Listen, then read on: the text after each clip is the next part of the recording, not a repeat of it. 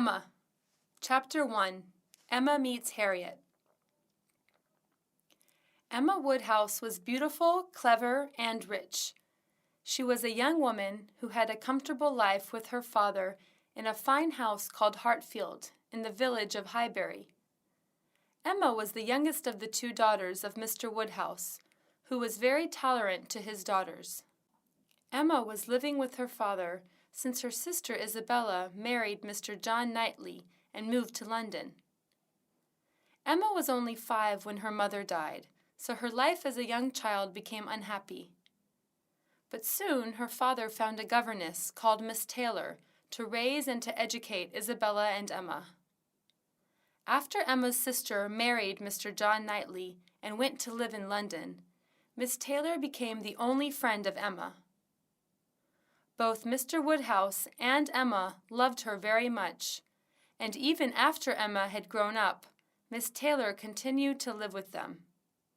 But then Miss Taylor married Mr. Weston and moved to a house called Randall's. Emma missed her dearest friend very much, and she thought that the nights were boring without her. The evening of Miss Taylor's wedding day, while Emma and her father were playing cards, they talked about the wedding. "Poor Miss Taylor! I wish she were here again. It will be very hard for Miss Taylor to get used to a new life," said Mr. Woodhouse.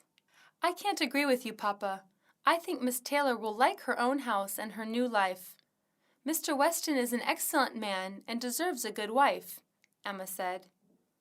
While they were talking about Miss Taylor's wedding, Mr. George Knightley walked into the room. He was a sincere friend of the family.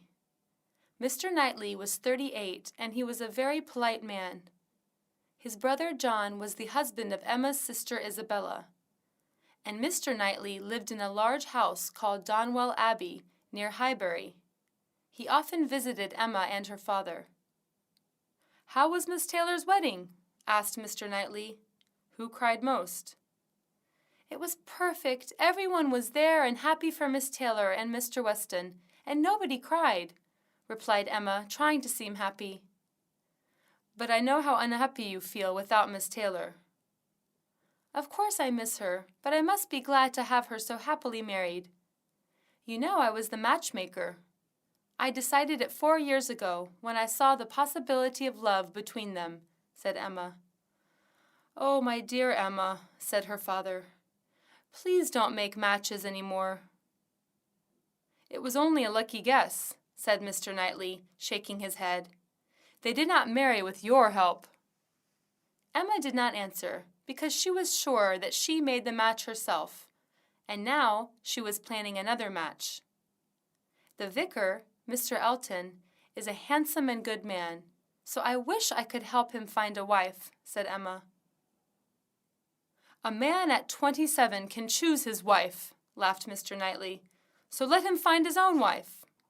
Mr. Woodhouse sometimes invited his neighbors and friends to Hartfield to spend the evening playing cards. None of them were Emma's age, but still she was happy to join this entertaining group. One of these evenings, a friend brought a young girl of 17 to the party. Her name was Harriet Smith, and Emma was interested in her. Harriet had been a student at the school in Highbury, and she was still living there. She had no family. Emma thought that Harriet was not very clever, but she was beautiful and polite. Emma liked her and made plans about her. She wanted to teach Harriet how to behave in social life, and later she would introduce her to the important people in Highbury. Harriet thought that Emma was wonderful. She believed Emma was the most beautiful and clever girl in the village. She admired Emma very much.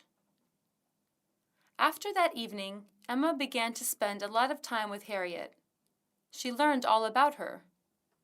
Harriet told Emma that she had spent the last summer with her schoolmate, Elizabeth Martin, at the farm of Martins. And she also told her that she liked Mr. Robert Martin, who is the brother of Elizabeth, very much. Emma thought that a farmer was not a suitable husband for beautiful Harriet. She believed the vicar, Mr. ELTON, would be a much better husband.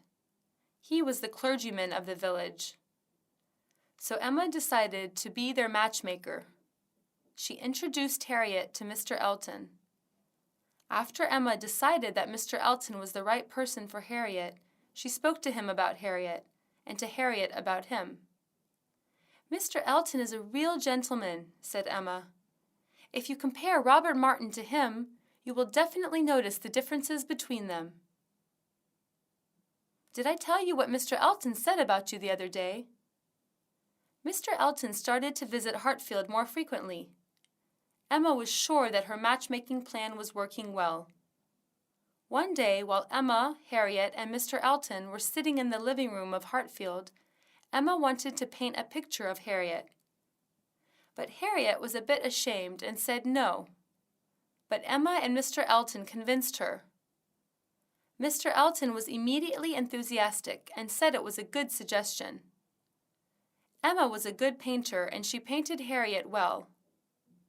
When the picture was finished, Mr. Elton said, "It is the best picture I have ever seen. It looks exactly like Harriet. And you are a very talented painter, Miss Woodhouse." Emma thought that the matchmaking was going well.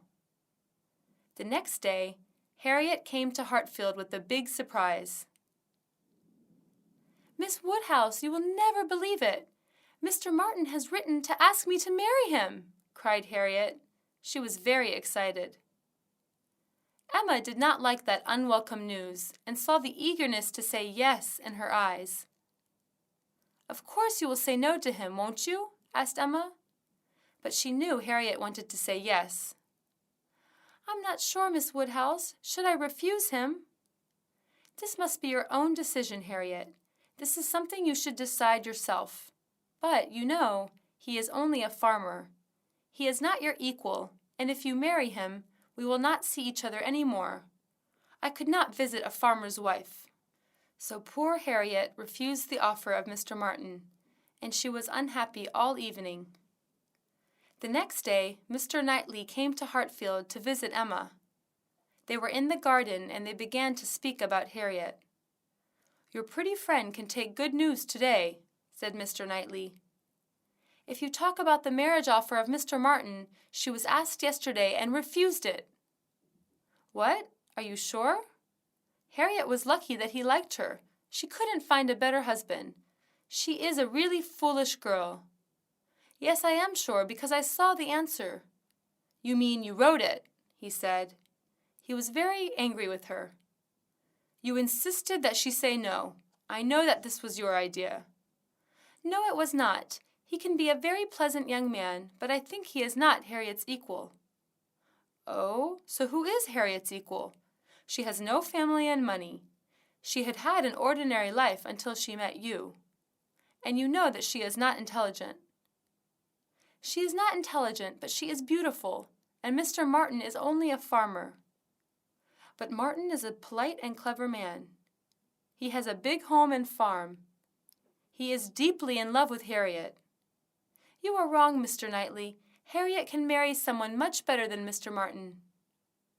Emma was unhappy because Mr. Knightley was angry with her, but she would not agree that she had been wrong. Mr. Knightley got up and he said coldly over his shoulder, "Good morning to you."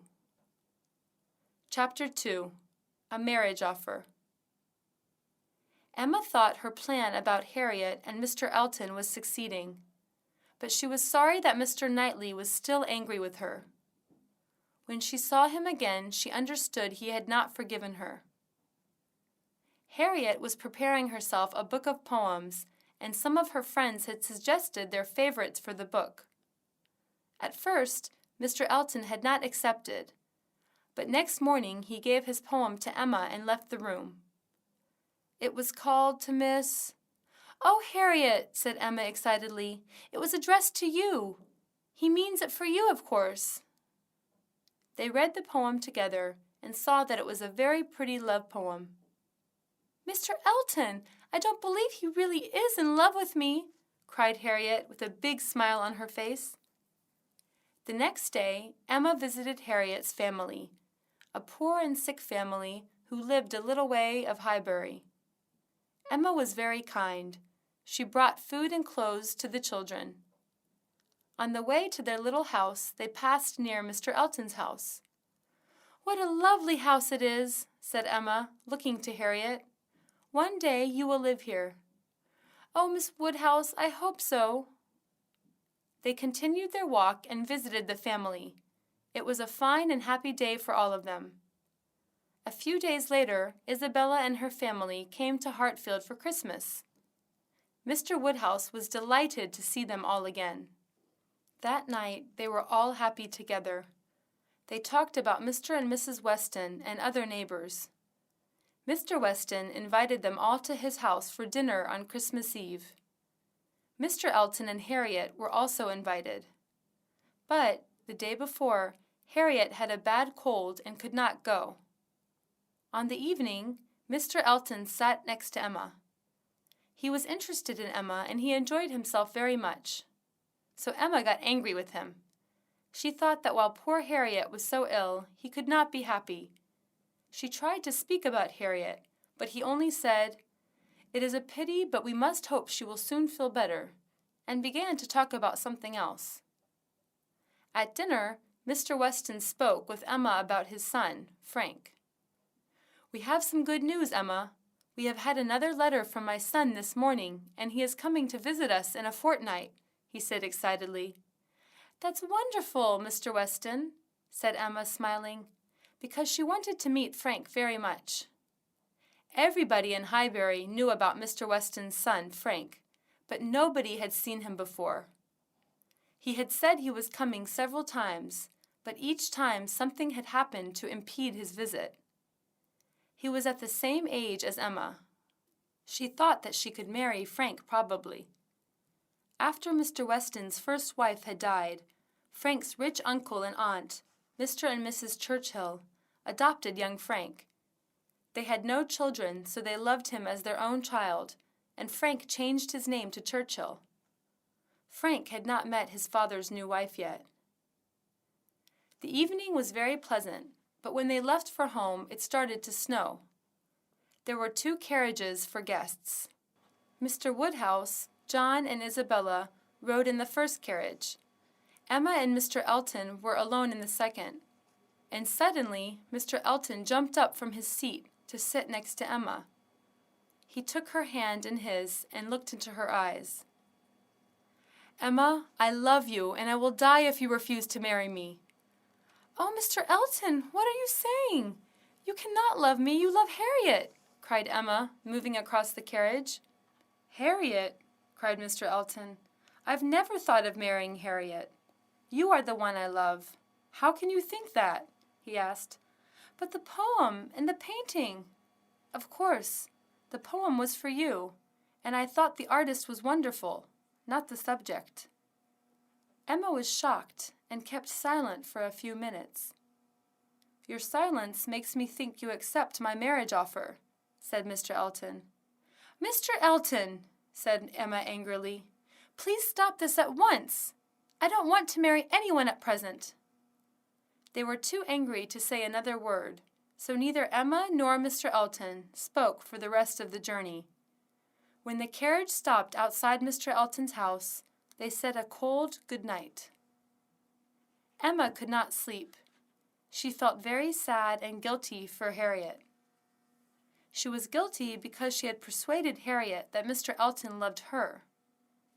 Mr. Elton had not thought Harriet as his wife, and he only wanted to marry Emma for her money. It was foolish to match-make them. She was ashamed of herself. She promised herself, "I will never try to match 2 people again." The next day, Mr. Elton went to City of Bath to visit his friends. Of course, Emma knew the real reason, but she was relieved that she was not supposed to see him for a while.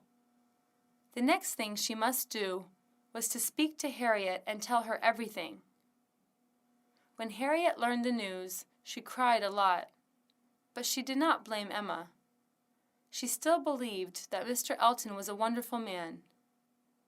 Emma tried to make her happy and tried to help her to forget him. Chapter 3. Emma does not like Jane Fairfax. Frank Churchill did not come. He wrote an excuse letter and said, "I look forward to come to Randall's quite soon." Mr. and Mrs. Weston were both sorry. Emma was disappointed.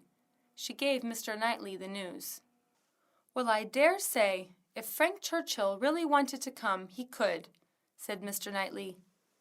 "I don't know why you should say so," replied Emma.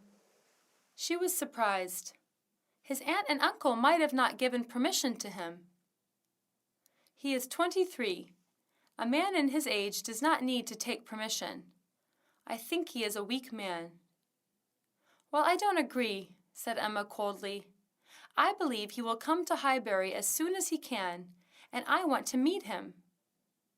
"He is a person I never think of from one month to another," he said crossly. Emma and Harriet were walking together one morning, and they decided to visit Mrs. and Miss Bates. So they called their house.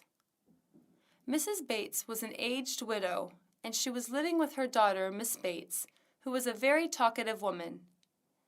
They were poor, and Emma knew she should visit them more often, but she found Miss Bates boring. They were delighted to see Emma and Harriet. They were hospitable to all of their guests. They asked Emma about their old friend, Mr. Woodhouse, and were happy when they learned he was in good health.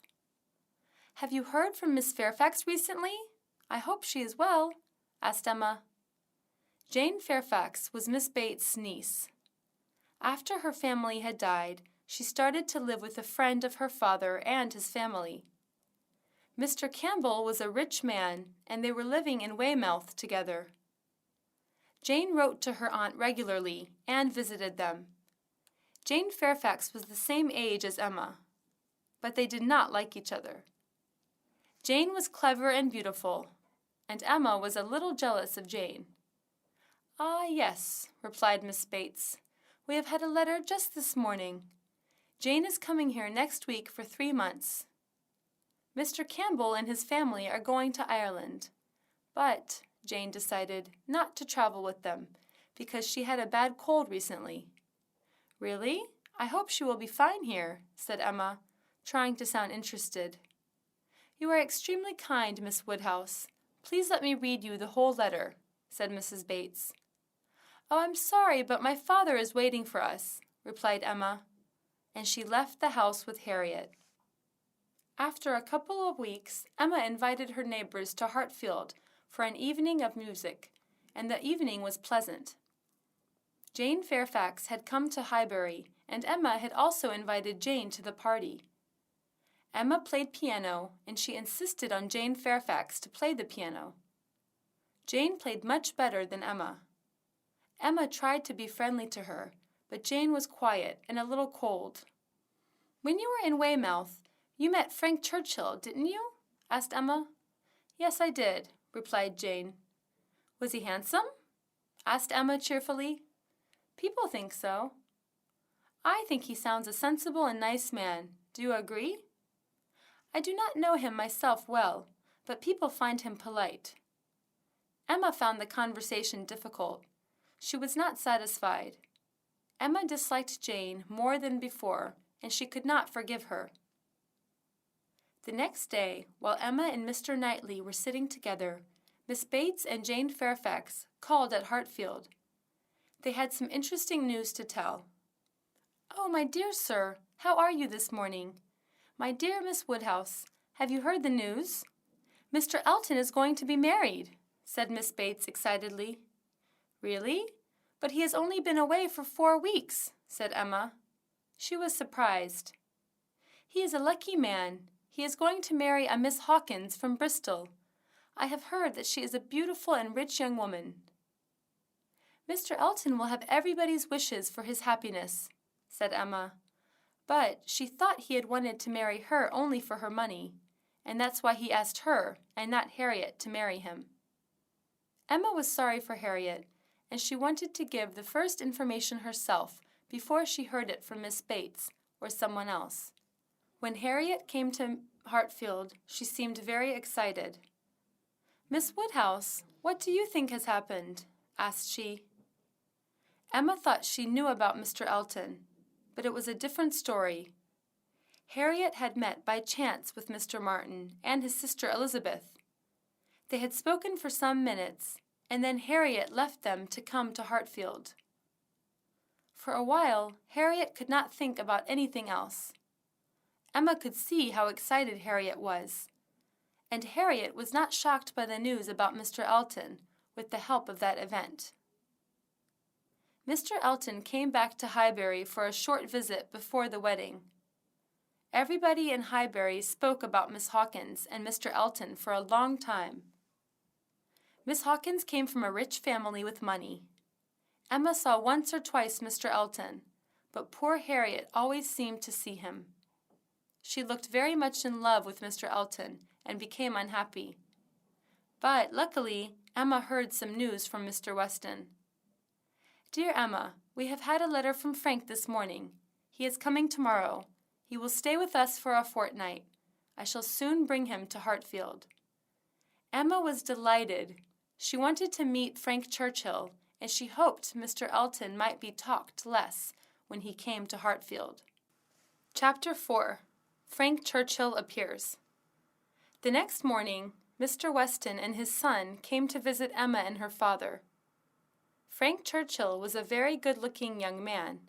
He was sensible and friendly. Emma felt immediately that she would like him.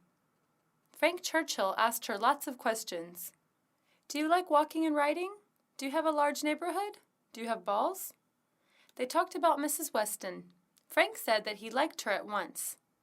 After tea, they decided to meet the next day, and Frank said he should visit Jane Fairfax. "I have heard you met before," said Emma.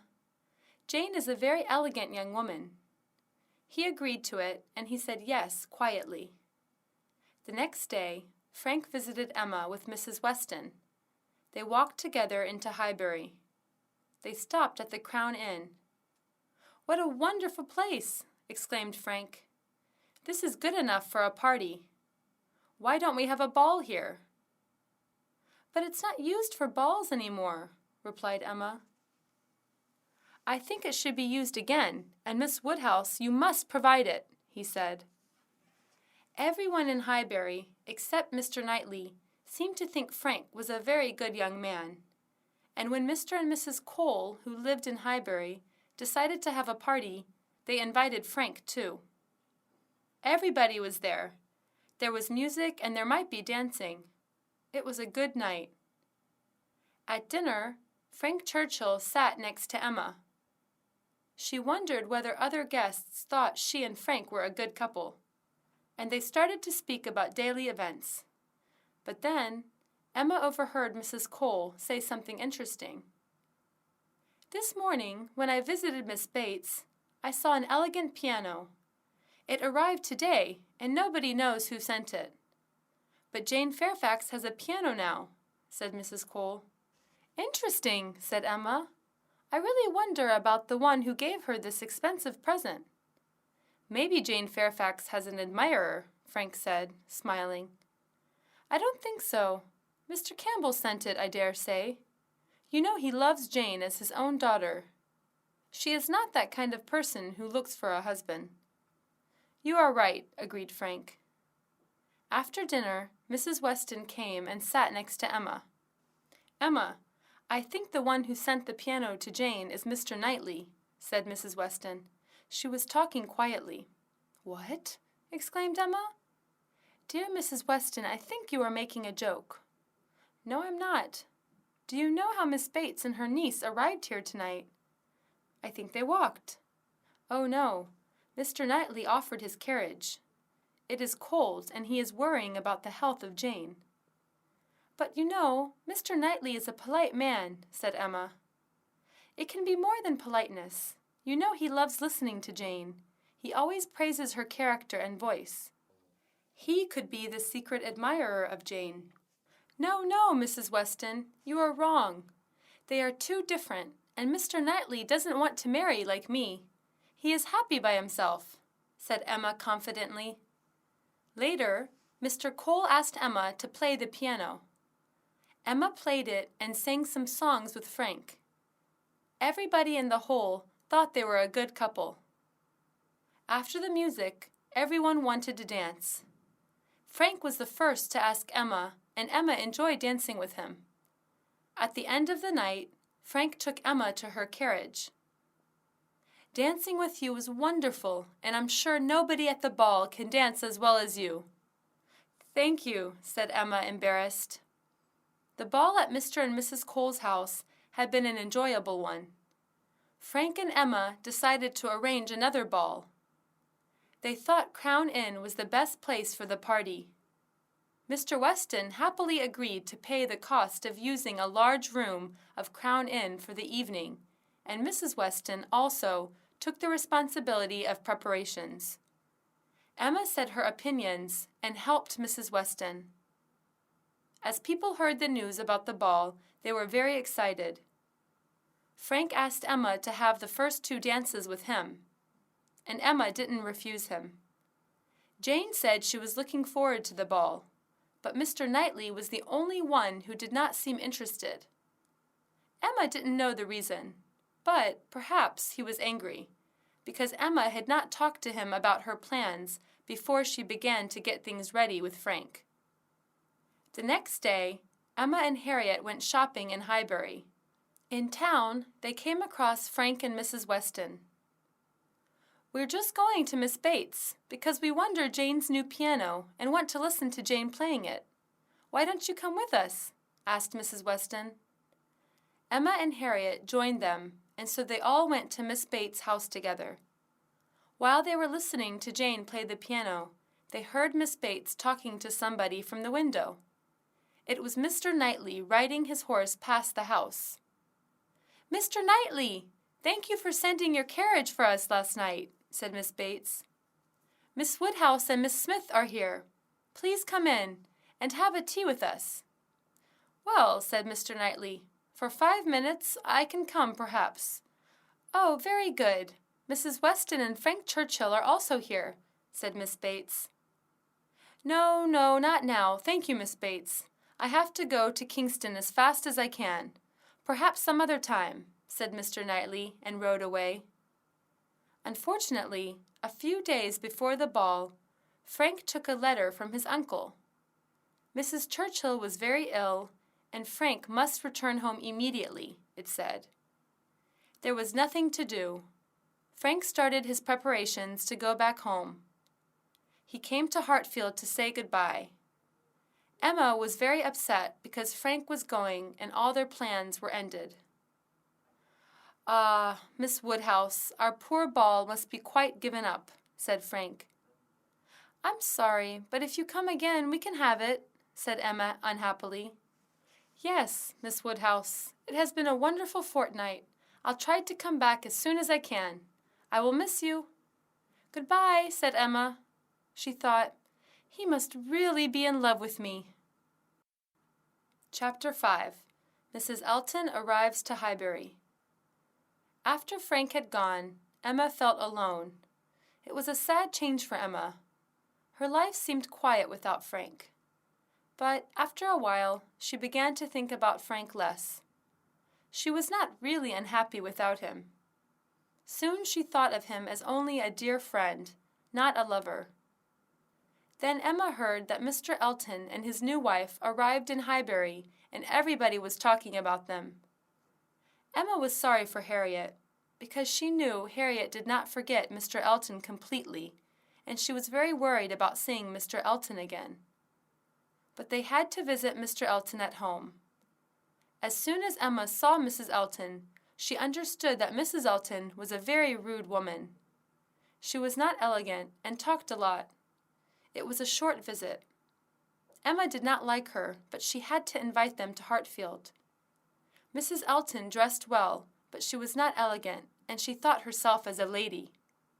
She was always speaking about her rich sister, her husband, and their large house. "Miss Woodhouse, your garden is just like their garden. But my darling Mr. Elton, do you agree their garden is larger and better? When they come to visit us, we should come together to see your garden, Miss Woodhouse." What a rude woman, thought Emma angrily. Emma could bear her without being impolite, but she decided to see her less. Emma was quite cold with her, so Mrs. Elton felt disappointed. She decided to find herself a new friend, Jane Fairfax. "Poor Jane," said Emma to Mr. Knightley and Mrs. Weston while they were sitting at Randall's. "She will have to listen to the nonsense of Mrs. Elton all the time." "Yes, Mrs. Elton is a loud woman, but maybe Jane wants to be away from her aunt and grandmother occasionally," said Mrs. Weston. "Jane is a clever young woman, so she can make her own decisions about her friends," Mr. Knightley said. "I know how much you like Jane, Mr. Knightley. Perhaps you like her more than you would like to say," said Emma. "I know what you want to say, Emma. Yes, I admire her, but I assure you that I'm not in love with Jane Fairfax," replied Mr. Knightley. He looked thoughtful. "Emma, I don't know that you are matchmaking again," he said suddenly. "Oh, no, Mr. Knightley, I've just said what some people think." Then Mr. Knightley left, and Emma said to Mrs. Weston, "Well, Mrs. Weston, what do you say now about Mr. Knightley's marrying to Jane Fairfax?"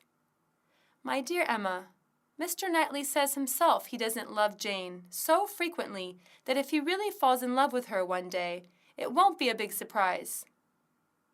Everybody in Highbury was arranging dinner parties for the new couple, Mr. and Mrs. Elton. During the next few weeks, Emma did not see anything to change her opinion about Mrs. Elton. She was rude and thought herself very important. But Emma felt a necessity to arrange a party for them.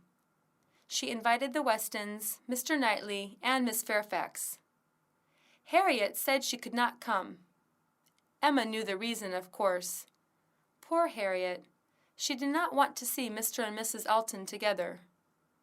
Isabella's 2 sons were coming to Hartfield on the day of the party, and Mr. John Knightley was bringing them. Everything at the party was perfect.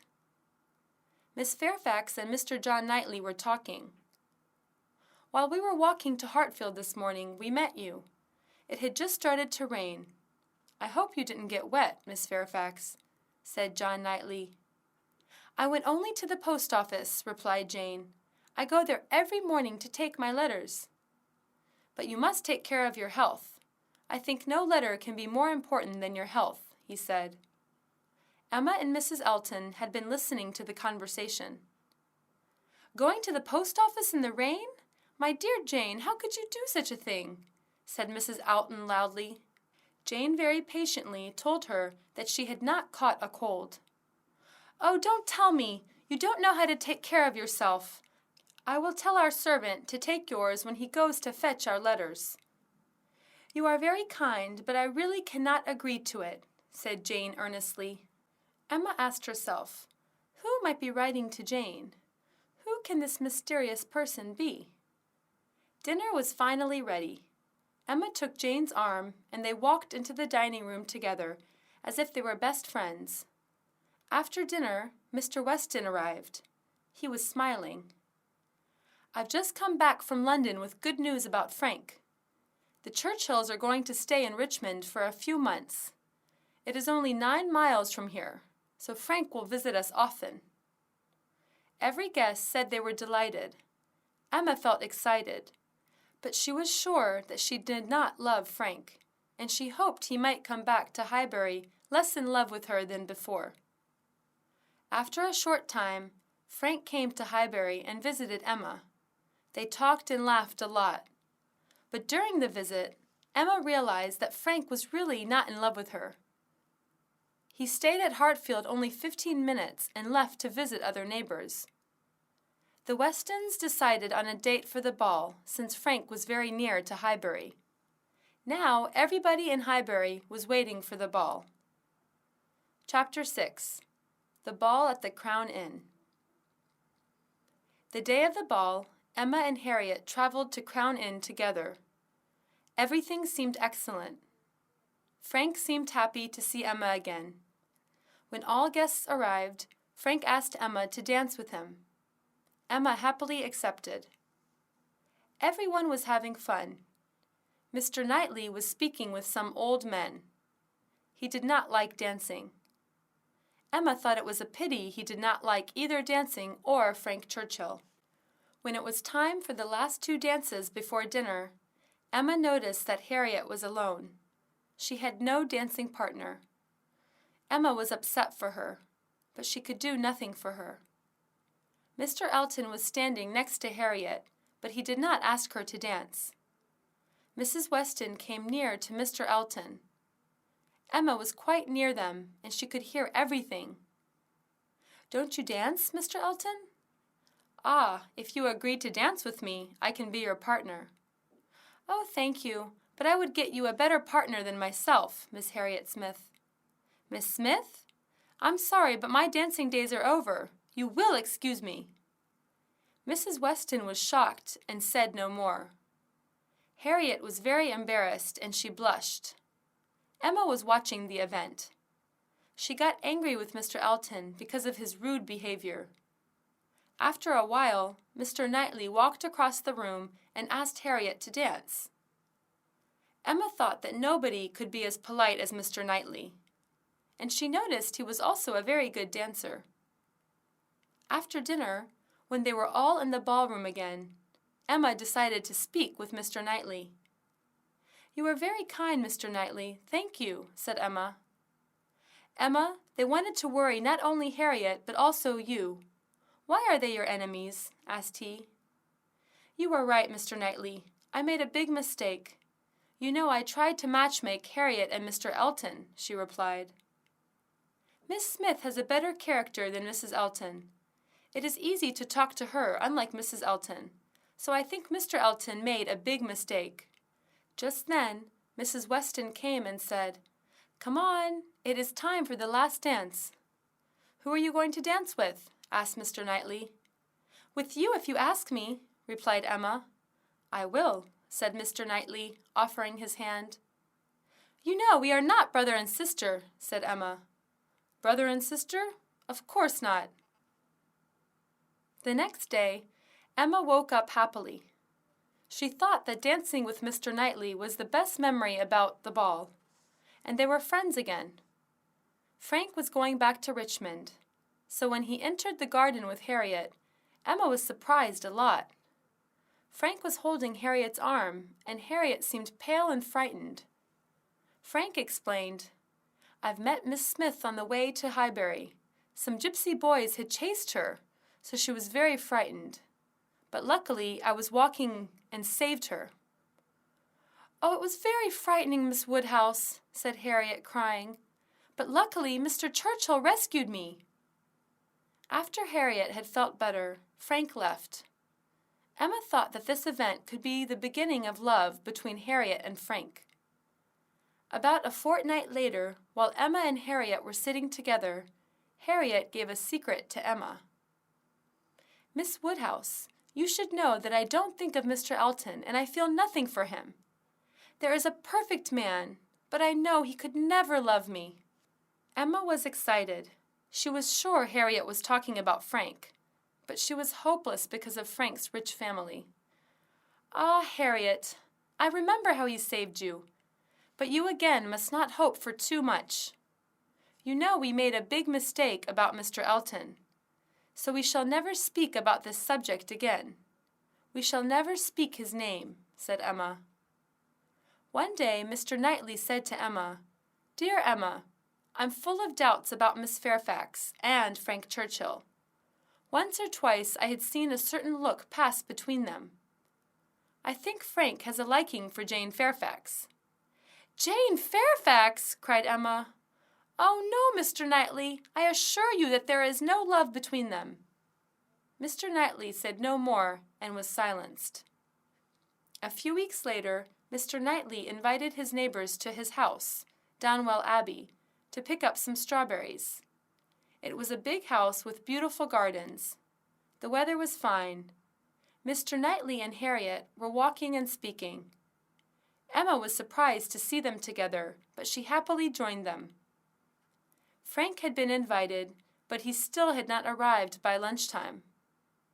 Mrs. Weston was worried about him. After lunch, Emma stayed with her father in the drawing room. Mr. Woodhouse did not want to go into the garden because of his health problems. The weather outside was too hot for him. After a while, Jane came, but she looked tired. Miss Woodhouse, will you be so kind? I should go back home now. I'm worrying about my grandmother. When I am asked about, please tell them I have gone home." She looked as if she wanted to escape from something. Please, Miss Woodhouse." "Certainly, if you wish it, but I will order my carriage. You shouldn't walk this way," said Emma. "Oh, no, I just want to walk," said Jane, and she left. A short while later, Frank arrived. He was quite annoyed because Jane had left the party early. "There will be a great picnic tomorrow in Box Hill," said Emma to Frank. "You should come there." "Well, if you wish me to stay and join the picnic, I will," said Frank. Chapter 7. Emma Feels Ashamed. It was a sunny day for the picnic, and it should have been a happy party, but it was not. After a while, people separated into groups.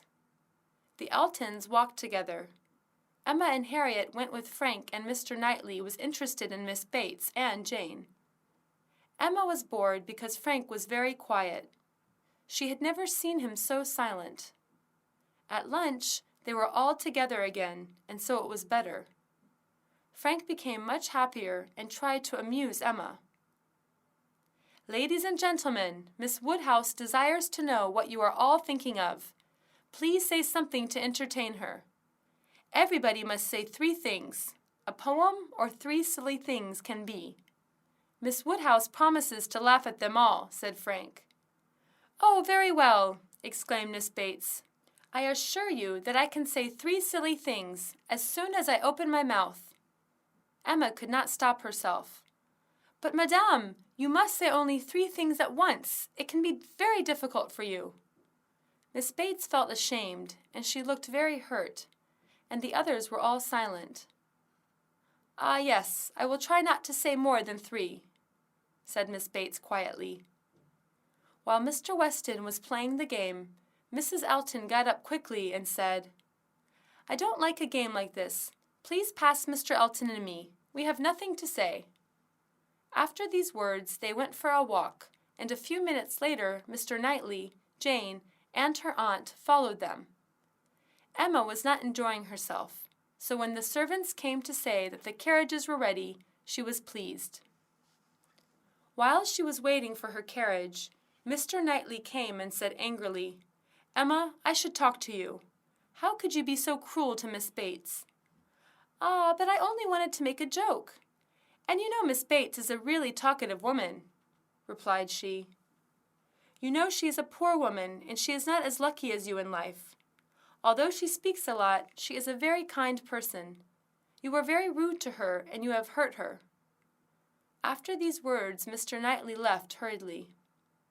Emma climbed into her carriage.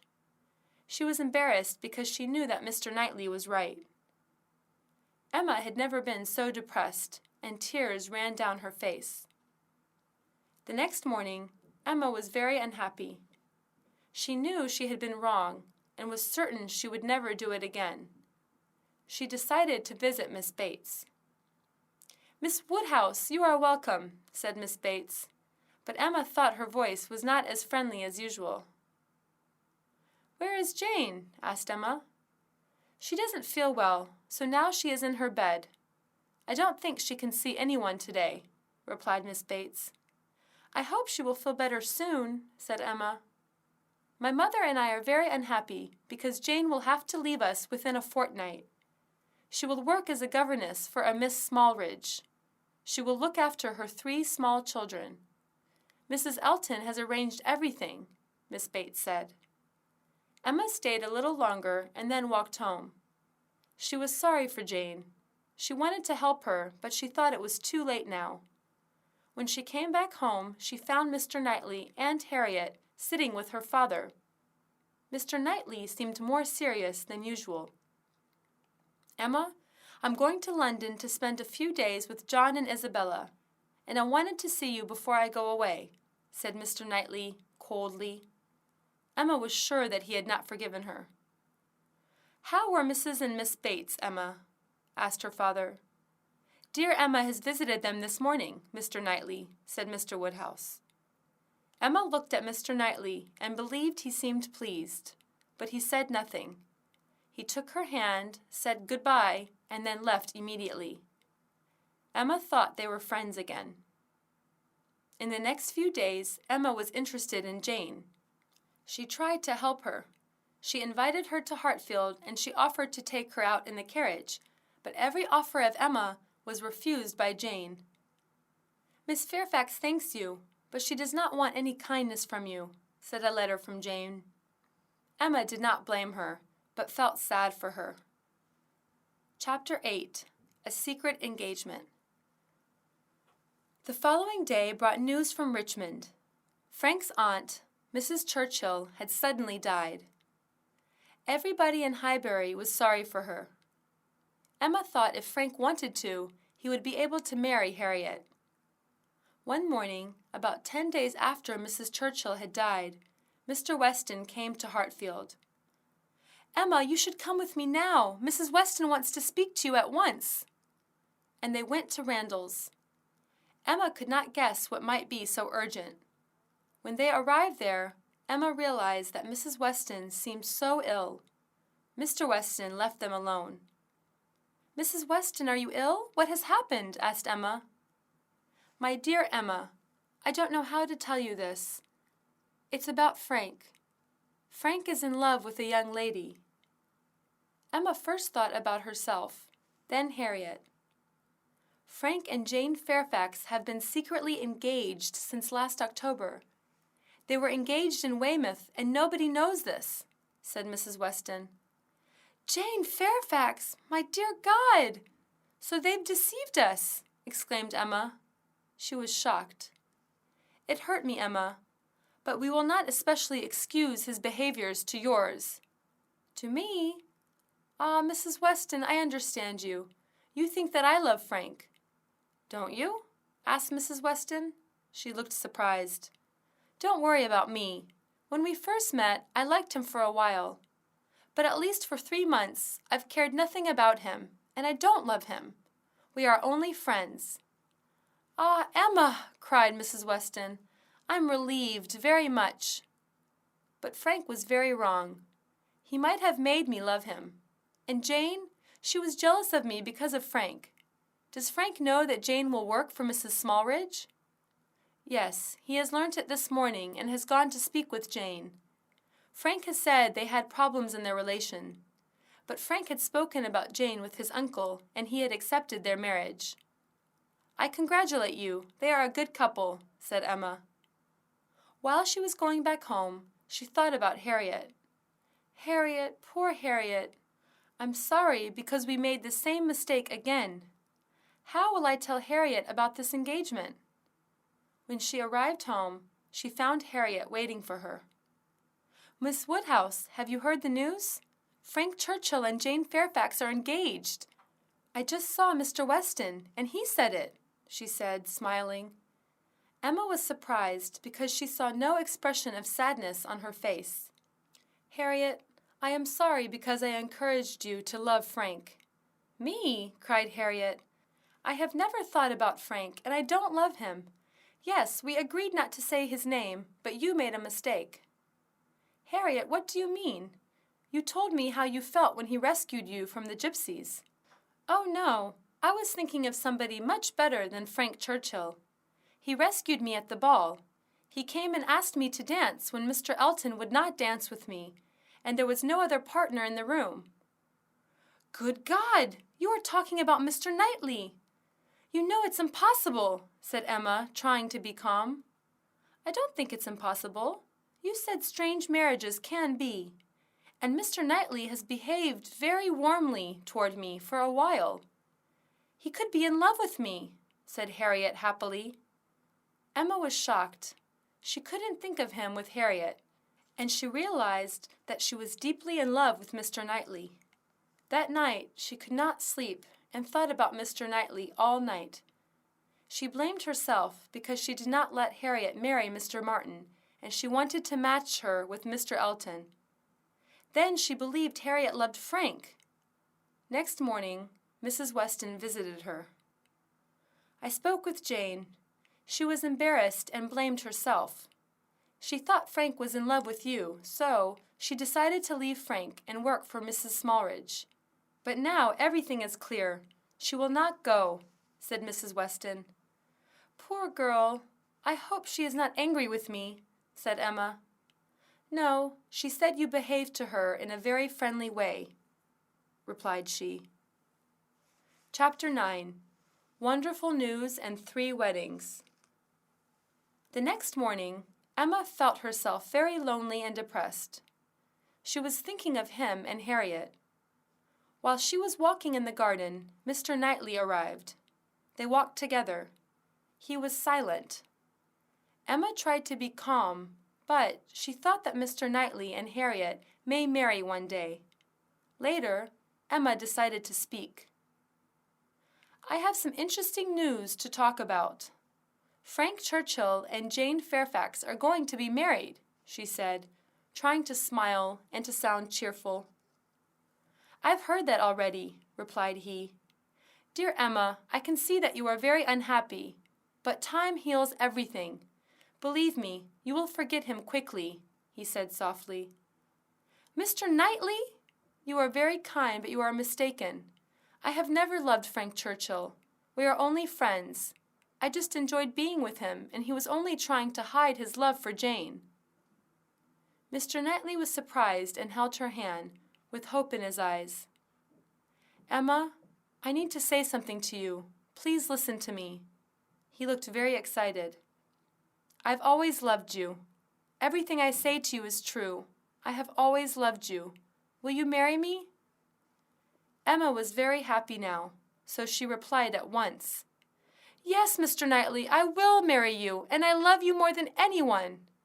They kissed and walked in the garden hand in hand. Then they had tea with Mr. Woodhouse, but did not say anything about their engagement. Emma was very happy, but she thought about Harriet. She knew that she should explain everything to her.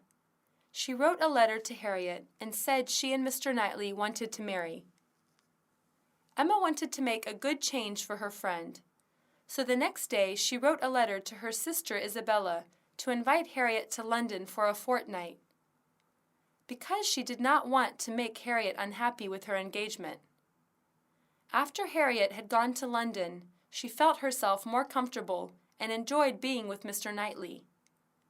Emma and Mr. Knightley talked about their marriage. Mr. Knightley felt that if Emma left Hartfield and went to live at his house, Mr. Woodhouse would be very upset. "We could all live in my house," said Mr. Knightley. "But my father loves his house, and if I had to leave Hartfield, he would be unhappy, and you know I couldn't leave him." "Then we will all live in Hartfield," said Mr. Knightley. Emma liked this idea. A few days later, Mrs. Weston brought Emma a letter from Frank. He said he was very sorry and embarrassed for not telling her about their engagement. But Emma forgave him without hesitating. Then Emma decided to visit Jane Fairfax. When she arrived, Mrs. Elton was there too. It was not possible for Emma to speak in front of Mrs. Elton. When it was time for Emma to go, Jane accompanied her. "Miss Woodhouse," said Jane, "please excuse me. I behaved very coldly and unfriendly, but I had some reasons. I don't like secret things, but we had to hide our engagement. I didn't tell you the truth about Frank and me, so I was not a good friend. I accepted to work as a governess because I believed there was no hope for our marriage. Please forgive me." "Oh, Jane, you don't have to apologize to me, because I make mistakes too. Let's forget everything and be friends," said Emma, taking her hand. About 2 weeks later, Mr. Knightley came to Hartfield. "I have something to tell you, Emma. Some news." "Good or bad?" said Emma, quickly, looking up at his face. "I think it's good, but I'm not sure whether you'll like it or not. It's about Harriet. She is going to marry Robert Martin," he said. "No, it's impossible," said Emma. She was shocked. "Emma, my love, I heard it from Robert Martin half an hour ago. Believe me, the more you know Mr. Martin, the more you'll love him. He is a good man. Please give him a chance." "Mr. Knightley, You have misunderstood me. My opinions about Mr. Martin have changed with time." "But how did it happen?" asked Emma. "It's a very simple story. Mr. Martin went to London on business 3 days ago, and I had given him a paper and had wanted him to give it to John. He met Harriet again there. John asked Robert Martin to join them for dinner. That night, Robert asked Harriet to marry him," replied he. "Now I am happy for Harriet," said Emma. Now the only problem was making Emma's father agree to their marriage. Emma told her father that she and Mr. Knightley were going to get married. Mr. Woodhouse was surprised and disapproved of it. He thought marriage was an unnecessary thing. But Mr. Knightley and Emma persuaded him, and at last he agreed. That afternoon, Emma and her father went to Randall's because Mrs. Weston had a baby. It was a sweet girl. When they arrived, Frank and Jane were at Randall's too. There was no coldness between them. They were speaking and laughing, especially about the piano and the secret admirer of Jane. The news about Mr. Knightley and Emma spread quickly, and everybody in Highbury thought they were a very good couple, except Mr. and Mrs. Elton. After Harriet had arrived to Highbury, she called Hartfield to see Emma. They were friends again. Very soon, Robert Martin was invited to Hartfield. Emma saw that Robert Martin was a polite man, and he was in love with Harriet. Before the end of September, Harriet and Robert Martin were married in church. When Emma saw the new couple together, she understood that it was a good match and they would be happy together. Jane Fairfax and Frank Churchill were only waiting for November. They would live in Escombe. Mr. Knightley and Emma planned their wedding for October.